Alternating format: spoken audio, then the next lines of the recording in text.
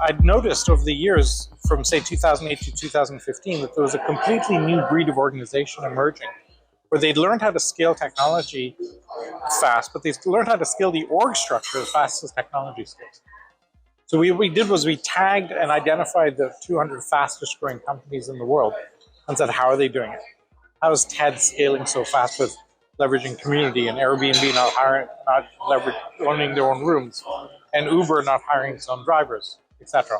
And so that's where the model emerged, from that inductive analysis of these companies.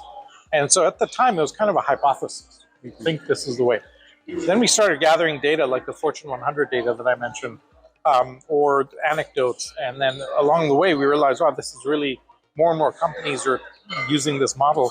Now we have 10 years almost of data and analytics and research and quantified and evidentiary kind of foundation. We actually started writing the second edition in about 2018. Okay. But then the pandemic hit. So then you're like, well, thank God we didn't do it, because it would have been irrelevant. Right. And I'm sure that changed your whole model thinking. Well, yes and no, because what the pandemic did was just double down on the model, because it showed that we have increasing black swan events hitting us. And the whole thesis of exponential organizations are, how do you adapt radically to sudden shocks? But didn't that have a complete domino effect? Okay, so everybody's working from home now. Yep. So now you've got all of your commercial real estate getting destroyed, killed, which obviously, as you know, is one of the forefronts of our economies. It is. But it was more of a domino effect, because you not only had the real estate, now the companies were cutting down, and they realized the next thing is, you can work from home. Yeah. Hang on a second. Yeah. Let's cut our workforce down. Let's work from home, get cheaper labor, whatever it was. And everybody was just redoing everything. Hell, Vegas, from what I understand, redid their whole modified plan on their unions and everything else. What did that save? What did that cost? I mean, that must have thrown your whole thinking completely around. Yes and no. For most of the world, it was a massive disruption. But for EXOs, it was a massive accelerant.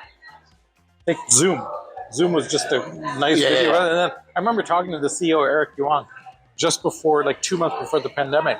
I'm like, how's it going? He goes, that's a nightmare. I'm building this company for like 6 years. I need that one kind of break that has everybody notice Zoom. And there it was. And boom, 2 months later, pandemic hits. And one of the things, but note that we survived the pandemic effectively because of exponential organizations like home delivery, restaurant delivery, systems that allow you to order as you need to.